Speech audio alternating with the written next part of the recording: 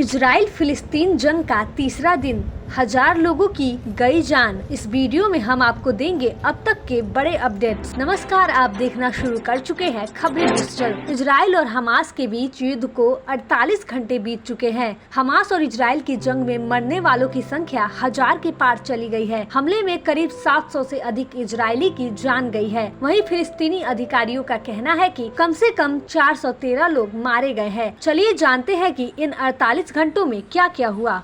Israel ने 8 अक्टूबर को औपचारिक रूप से युद्ध की घोषणा कर दी है। इजरायली अधिकारियों के अनुसार गाजा के पास इजराइल के लोगों पर हमास के हमले और इजराइल में दागे गए हजारों रॉकेट में करीब 700 से अधिक लोग मारे गए, जिससे यह देश के इतिहास का सबसे खूनी दिन बन गया। वहीं इजराइल की एजेंसी IDF ने हमास को ISIS से भी ज्यादा क्रूर बताया। IDF प्रवक्ता RDML डेनियल हगारी ने इंटरनेशनल मीडिया को संबोधित किया। इस दौरान उन्होंने कहा, against Israel with the worst massacre of innocent civilians in Israel's history.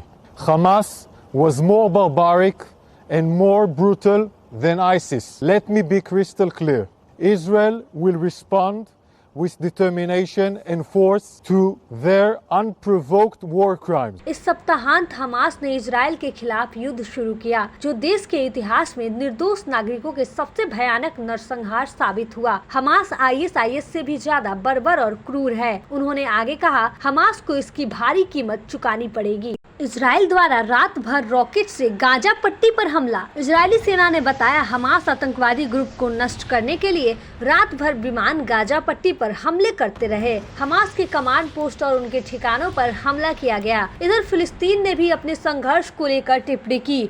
फिलिस्तीन ने सोशल मीडिया X पर ट्वीट कर लिखा, कब्जा करने वाली शक्ति इजराइल की युद्ध की घोषणा आपराधिकता के उसके रिकॉर्ड की निरंतरता है। इसे इजरायली अधिकारियों ने पुष्टि की है, जिन्होंने सार्वजनिक रूप से और बेशर्मी से हत्याकांड का आह्वान किया है। हालांकि ये लड़ाई फिलिस्तीन के लिए अपने हक व हुकूक की कही जा सकती है। फिलिस्तीनियों का कहना है कि हम केवल अपनी हक की लड़ाई लड़ रहे हैं। जिस तरह से धीरे धीरे इजराइल ने फिलिस्तीन पर कब्जा जमाने का प्रयास जारी रखा है, उससे आजाद होने की लड़ाई है। चलिए आगे बढ़ते हैं। फिलिस्तीन इजराइल के जंग के बीच कई विदेशी लोगों की भी जान गई है। मीडिया रिपोर्टों के अनुसार इजराइल में अपहरण किए गए या लापता लोगों में अमेरिका, ब्रिटेन और नेपाल के लोगों सहित कई विदेशी शामिल है। न्यूयॉर्क टाइम के अनुसार मारे गए और अपहरण किए गए लोगों में कथित तौर पर कई अमेरिकी भी शामिल थे। हालांकि सटीक संख्या की पुष्टि नहीं की गई है। थाईलैंड, यूक्रेन, मैक्सिको और ब्रिटेन के 2 लोग और कम से कम एक फ्रांसीसी व्यक्ति की मौत हो गई है और कई अन्य लापता है या उन्हें बंधक बना लिया गया है। यूक्रेनी राष्ट्रपति वोलोडिमीर जेलेंस्की ने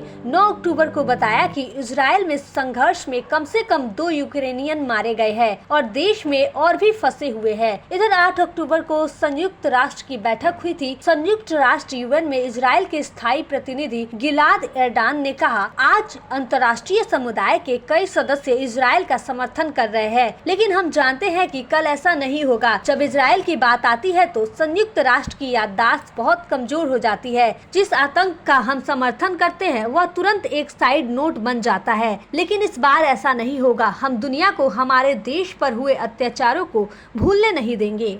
इजराइल मामले पर ट्रूडो ने UAE के राष्ट्रपति से की बात। कनाडा के PM जस्टिन ट्रूडो ने ट्वीट कर बताया, आज फोन पर महामहिम मोहम्मद बिन जायद और मैंने इजराइल की वर्तमान स्थिति के बारे में बात की। हमने अपनी गहरी चिंता व्यक्त की और नागरिक जीवन की रक्षा की आवश्यकता पर चर्चा की। हमने भारत और कानून के शासन को बनाए रखने और उसका सम्मान करने के महत्व के बारे में भी बात की। अब बात करते हैं भारत की। भारत में भी मुसलमानों ने फिलिस्तीन के सपोर्ट में कई ट्वीट किए एवं दुआएं भेजी। AMU के छात्रों ने शांतिपूर्ण मार्च भी निकाला। वहीं भारत में भी कई कट्टरपंथियों ने इजराइल के सहयोग में ट्वीट किए। जैसा कि आपको पता ही होगा, प्रधानमंत्री मोदी ने मणिपुर में हो रहे हिंसा को नजरअंदाज करते हुए इजराइल के सपोर्ट में दुख जताया है। वहीं भारतीय गोदी मीडिया भी अपना काम बखूबी कर रही है। दिन रात हमास को आतंकवादी बता रही है। हालांकि ये फिलिस्तीन और इजराइल का अंदरूनी, जमीनी एवं भावनात्मक मामला है। अगर हम समय को कुछ महीने पीछे ढकेले तो हमें दिखेगा यूक्रेन और रशिया का जंग जो पूरे विश्व में एक सनसनी बनी हुई थी